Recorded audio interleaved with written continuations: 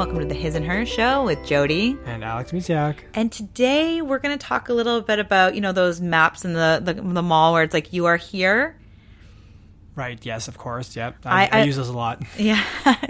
Well, I want to kind of talk about that a little bit, but in our own life where, you need to know where you are to get to where you're going. And a lot of the time people always, I shouldn't say always, but a lot of the time people know where they want to go. Mm-hmm.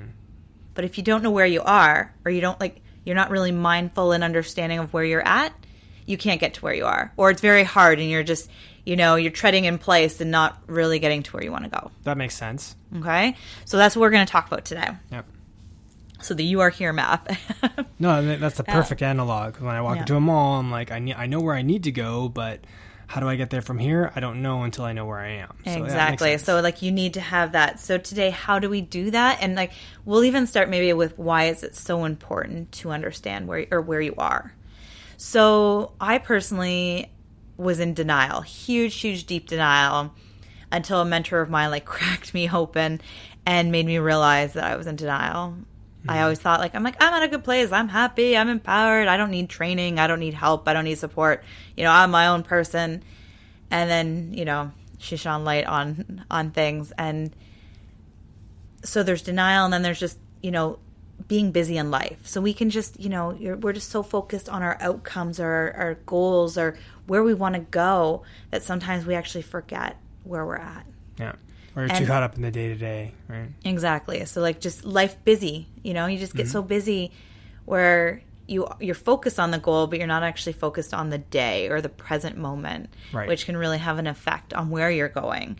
So a big thing is slowing down enough to know where you're at. So it's taking moments. I don't mean days or weeks of slowing down. I just mean every day it would be great to just slow down for even 5 to 10 minutes of mindful walk, where you just walk and you think about not your to-do list, but where you're at. Where are you at today? What are you feeling? Mm-hmm. What are you doing? What are your emotions showing up as? And it's all without judging yourself. It's not about oh, I'm here and I hate here. It's really just being mindful, aware. It's bringing awareness really to where you're at without judgment. Yeah. So it's being mindful of what are you saying to yourself? What are you saying out loud? What are the key phrases you say throughout the day? For our kids, it's I can't do this. And we're slowly, having them look at it differently. Not and I don't even say you can. It's well, just because you haven't done what you want to do doesn't mean you can't do it. Right. So it's really just rephrasing our sayings, because we do fall in, and clearly one of us or both of us or somebody along their path has said they can't do it enough for them to hear it and repeat it. Yeah. So it's just slowing down enough to listen to what you're saying, to what you're thinking, and really uncovering these underlying beliefs that we were brought up as a child that might not be our own anymore, that aren't serving us. And then there's other ones where it's maybe that is who you are. It's just really getting clear on your values too.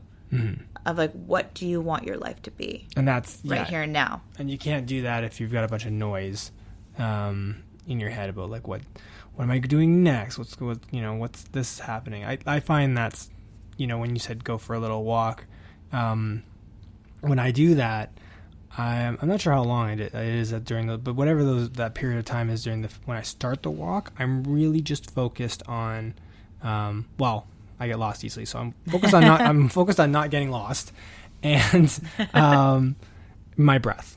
Mm-hmm. Because once I'm able to get that breathing going and just focus on that breath, and that quiets everything else down, and then I'm more receptive, and I can hear my own inner dialogue. That's better. Exactly what the best way to get out of your chattering head is to connect with your breath. And it really is amazing. And I actually just learned this new meditation. So I'm actually not going to say it on here, but eventually I'm hoping to share it with people and create a meditation is connecting the heart and brain together. So it's in some of the training that I've been doing personally for growth and for my business. That reminds me, you actually have I don't want to derail too long, but you actually have your own... listen to your heart. You haven't, listen to your heart meditation, and I do listen to that at night occasionally as well. So that's very nice. It's just a way to helpful. Calm the brain. Like, our brains are working all the time, even when we don't think they are. But I do love how you mentioned connecting to your breath, because that is actually one of the fastest ways to get out of your head. And so when I practice this new meditation that I've learned, it's really amazing. I've done it once myself through the training. So obviously I'll do it more before I share it with others. But it's just something new that has come in. So hopefully at some point soon I can share that with more people. But so even just, meditating. But I love, again, how you've just say connecting to your breath. That's the easiest thing. Like, you don't have to, and it is in itself meditation. It's mindfulness, and it's just focusing on your breath. The other one is like meditation walks, which is in theory what you are doing. But then there's just, because there's different levels. But this one it's really, you want to focus on you. Like, I've done meditation walks where I'm just literally open to my surroundings, the trees, the sounds, everything. But you really do want to slow down and focus on what you're feeling. Eventually, like once you said, like, connect to your breath, and then just think, like, how am I feeling lately? How am I showing up? How am I reacting? And just being very clear on where you're at. Again, with no judgment, because it doesn't matter where you want to go. Like, you're obviously not there, and that's okay. It really is about the journey too, anyways. Like, we've mentioned that before. And that's why it's like it being really clear about where you're at in this moment. Because that's what that matters the most, is the present moment. Like, yes, it's good to know where you want to go. And it's really, because then if you don't know where you're going, how are you going to get there too? But it's really, really important. Like, I think it's a big thing that people kind of forget. Where are they? Yeah, for sure. Like, where are you at? And like that, like I said, like, I was in deep denial where I didn't even know where I was at. Like, I was just focused on where I wanted to be, and I was acting like I was already there. Right. But I had multiple steps to get there still. And I was just, I think it's denial means, like, didn't even know I was lying. So, there's denial, and then there's just, like I said, busyness. And we're all, I don't want to say guilty of it, but we all fall into that, where we just get so busy being busy that we actually just forget about, like, where we're at. And then when you can pay attention and you're mindful, that is where you can really take those steps to move forward to where you want to go. Mm-hmm. And it doesn't mean about being perfect or, showing up exactly how you want to be, because I'm far from being perfect. The thing is, though, being mindful of where you're at means that you can catch yourself when you're saying negative thoughts, things that don't serve you, where, like, there's days where, like, I lose it on the kids, and then I'll be like, whoa, hold on, hit the pause button. This is not how I want to show up, for one. This is not the type of mom I want to be. And it's not hating myself about it. It's, what do I need to do right now in this moment to get me to where I want to go? Mm-hmm. Like, if that makes sense. So it's, like, oh, am I not taking enough time for myself? Do I need to sleep more? Like, am I, we're having late nights or broken up sleep because the kids are up, or, like, what do I need to do? And even just the other week, you and I, we got back from vacation, and, we were just like, tired. So it's giving yourself space to sleep or to fill your cup up in ways that are needed. So it's just being in the present state and, like, knowing where you're at. Okay. That's definitely good advice. And I'm getting better at that. I think breathing is definitely helping. Being more, and as you practice this at home or wherever you happen to be on your own, you will catch yourself catching your own thoughts. So even after so some thought will go out, or some reaction will go out. Like like you said, like, maybe lose it on the kids for a moment there, and then I could definitely see the old me, like, I just keep going down that same path, and then now I'm sort of catching myself, maybe not all the time, but more often than not, I'll catch myself and be like, okay, take a deep breath, exhale, now, let's start again, or let's continue from a different point, instead of like going, not knowing where I am and going down like the wrong way because I don't know where I am because I'm too busy, or I'm saying something or feeling something that isn't me. I'm getting better at catching that and being like, where's that coming from? So when you're more of aware of where you're at, it's like you said, you can catch things easier. Like it might take, and the more you do it, the faster you catch yourself. Like I remember starting this, and it's like, I could go the next day going, ooh, yesterday was like not, it'd take a while to like dawn on me. And now you can move through those faster. Or like if you're in a group of people and, something was said, or I can kind of take it in, digest it, and learn from it quicker. And like, it's all about awareness. And if we're not aware of our surroundings or how we're showing up, how do we know how to correct, not even correct, but like how do we shift ourselves out of that kind of thing? Like it's just like anything, the more you practice it, the more you'll just be aware, like you just are more present. And the more present you show, it actually is a ripple effect then. Because then you're more present with your kids, you're more present with your spouse, your coworkers, and people feel that. Yes. They can tell, on some level, they are going to know you're distracted if you are distracted. Mm-hmm. And depending on the individual, that will, it changes the conversation for sure. Like if you're distracted and you're trying to have a conversation with someone, they're going to know you're distracted. And then that might change the cadence of the conversation. So, or you might get the other person frustrated because you're not paying full. That happens to our kids. Yes. Right? Where it's like if we're distracted and then they're like, you're not paying attention to me, or they or know. You and I are just trying to have an adult conversation. The kids are around.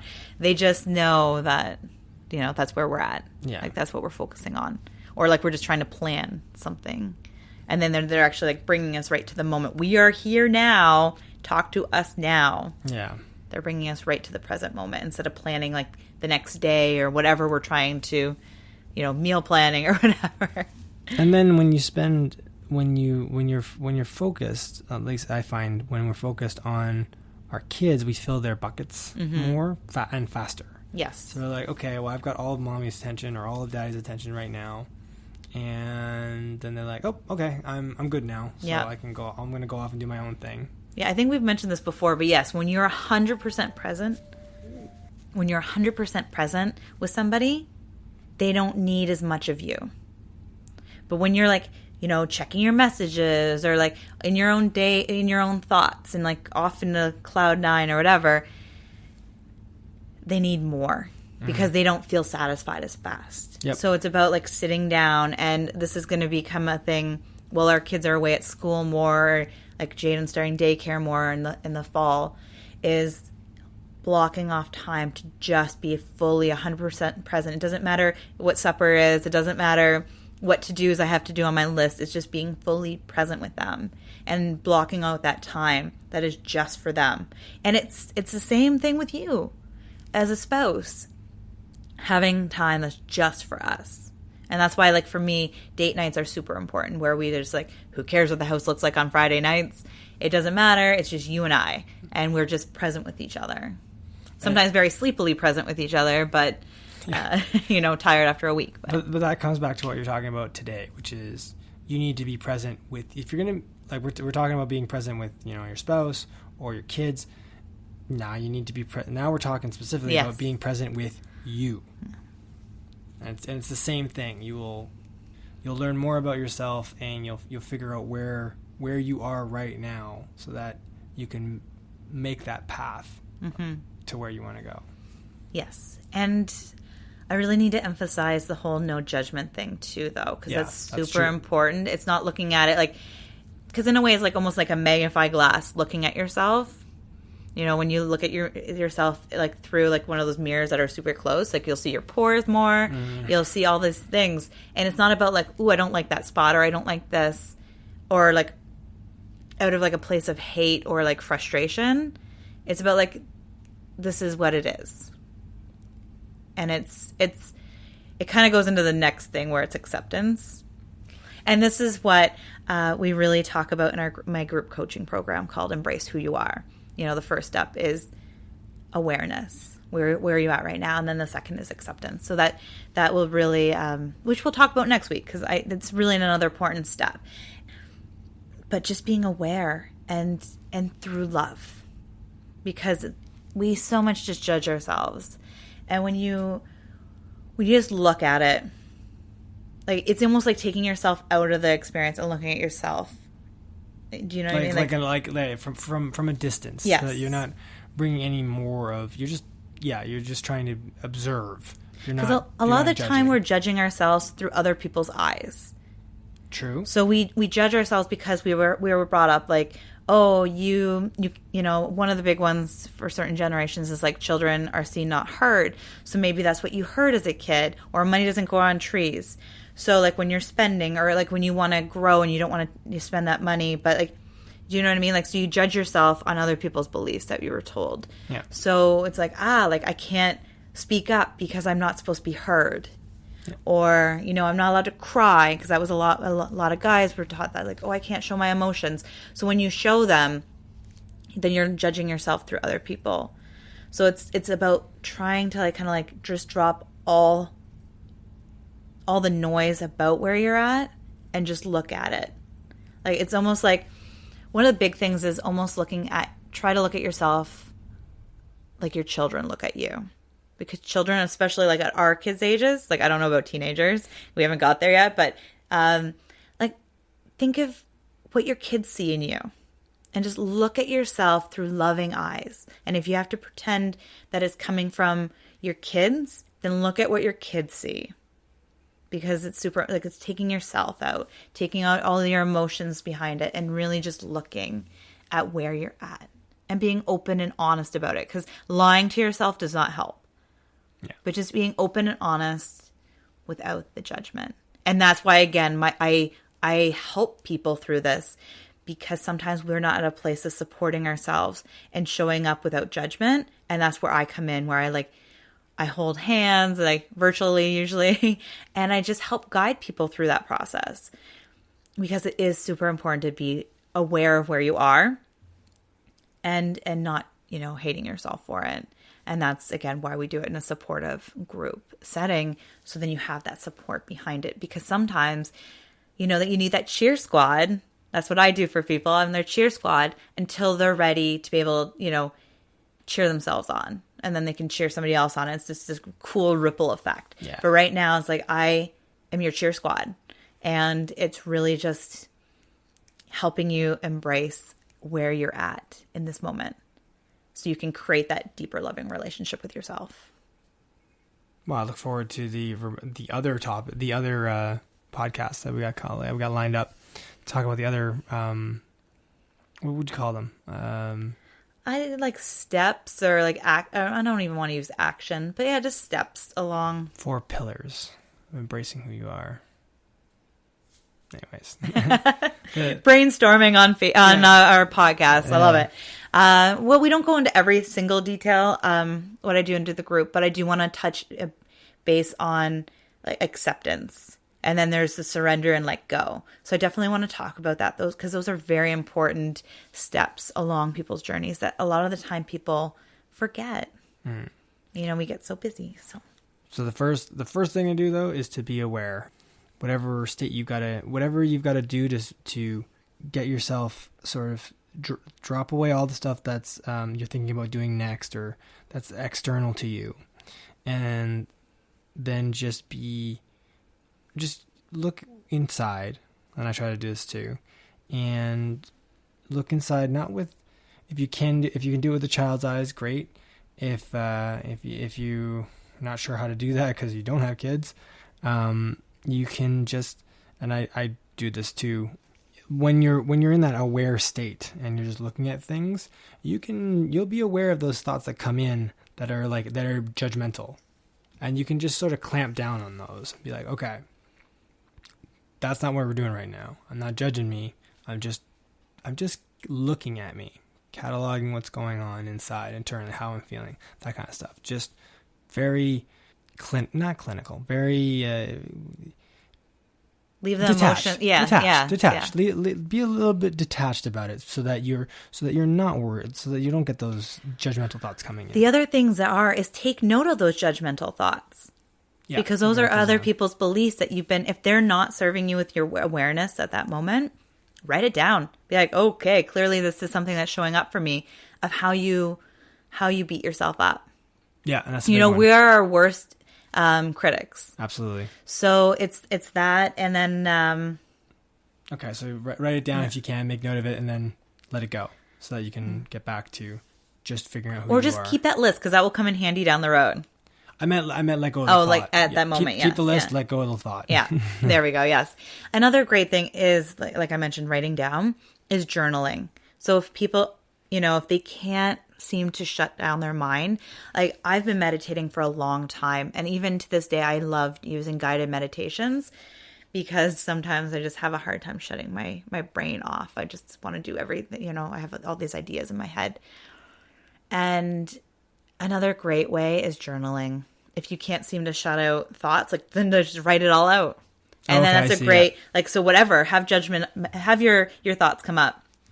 And then later on, you can go back and circle this is a belief that no longer serves me, or just, you can go back to it, and then it's even cool to see as a reference point as you grow. You can go back and be like, this is where I'm at. And you can actually, if people need to see markers of how, because I am in the coaching industry and you can't always see it externally how it affects your life.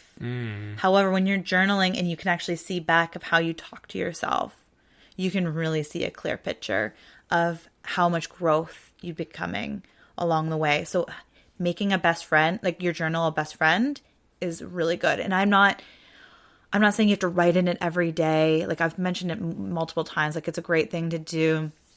Maybe at the beginning, write in it every day, but as you're having a hard day or you don't know what's showing up for you, just sitting down and writing. But one of the biggest tools is writing it down, because like I said, then you have, even when I said if you have a negative thought jump in your head, write it down. It will help you later for something else that we'll talk about later. And I think next week's podcast where, it will just help you know what negative thoughts are showing up. Because you do need to know them and you need to shine light on them so you can actually let them go. So journaling, make friends with a journal. Okay. And it can be computer or I love paper. So whichever way you can write down your thoughts. It doesn't matter how, as long as you're doing it. Just get them out there. Okay. Yeah. That's good. Okay. It can even be in a notepad app on your phone where you're just you can dictate it. Yeah, you can talk it out. Phones do the dictation. Yeah, you can even talk it out. And it's just what it is doing is getting the emotions, it's getting out things out of your body and onto paper or onto the electronics. You're just releasing it. And we'll talk more about that later. But it's just one of those things that it's really good to kind of get clear of where you're at if you're just writing. And you might not even know where you're at. Maybe you're just so unaware, and that's okay. That's where you're at. And it's just going, I have no idea where I'm really at right now. You can start writing that line. Mm-hmm. And then it will just slowly come up. I love the days where I'm because I would sometimes, do, I don't even want to say challenges, but I'd be dedicated to sitting down and journaling for a couple weeks at a time. And it's there's days where I'm I don't really have anything to journal. Why am I doing this? But then I promised myself that I'd show up and journal every day. So I'd just be I have no idea what I want to write today. And then all of a sudden, I have 2, 3 to up to 10 pages written out of just stuff that I didn't know was there. So I said, it's just under the surface. Yeah. So sometimes you don't know. And it's just about picking up that pen and paper or talking into your phone and just letting, like I said, though, for me, it's pen and paper. It has to be, that's just how I roll. And you just got to find what works best for you. And just start. It's all about showing up, and you don't need to know what the next step is. You don't need to know what you're writing.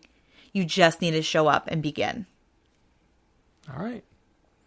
And with that, we're we hope that you've taken something awesome from this, and we'd again always love to hear your thoughts. So message us, share. We can put the link in if you have any questions. Ask. We're here to help. Yep. If you want to have questions about any of our other podcasts or specifically about how anything in life, anything even in life, parenting, yeah, anything that you want to ask us, it's open, and we'll put that link on.